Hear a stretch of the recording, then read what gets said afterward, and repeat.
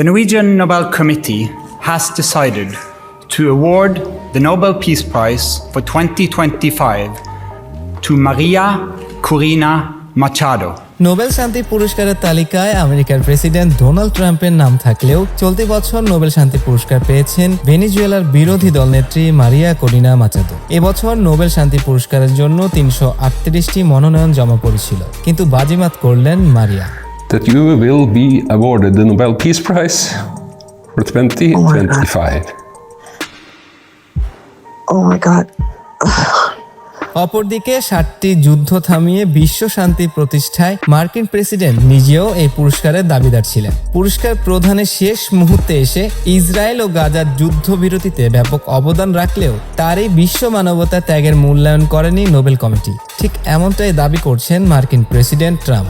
The person who actually got the Nobel Prize called me and said that I'm accepting this in honor of you because you really deserved it. তবে Nobel committee ভুল করলেও মারিয়া Corina Machado তার এই শান্তিতে Nobel পুরস্কার উৎসর্গ করলেন Donald ট্রাম্পকে। পুরস্কার ঘোষণার পরপরই মারিয়া বলেন, আমাদের স্বাধীনতা অর্জনের লক্ষ্যে এই স্বীকৃতি ভেনেজুয়েলার মানুষের সংগ্রামে এক নতুন অনুপ্রেরণা হয়ে থাকবে। স্বাধীনতা এবং গণতন্ত্র অর্জনের জন্য আমাদের প্রধান মিত্র হিসেবে প্রেসিডেন্ট ট্রাম্প, আমেরিকার জনগণ এবং দক্ষিণ আমেরিকার জনগণ, বিশ্বের গণতান্ত্রিক দেশগুলির ওপর আমরা নির্ভর করি। First of all, congratulations. How are you feeling right now? I don't know. I'm still processing. I think this is. মারিয়া এই পুরস্কার তার দেশের অভাবগ্রস্ত জনগণকে উৎসর্গ করেন। তিনি আরো বলেন, আমাদের লক্ষ্যের প্রতি দৃঢ় সমর্থন করার জন্য ট্রাম্পকেও উৎসর্গ করছে। I made 8 deals, transactions of wars. One was 31 years going on. মার্কিন প্রেসিডেন্ট ডোনাল্ড ট্রাম্প শান্তি প্রতিষ্ঠা করেও কেন নোবেল পেলেন না, এই নিয়েও চলছে আলোচনা এবং সমালোচনা।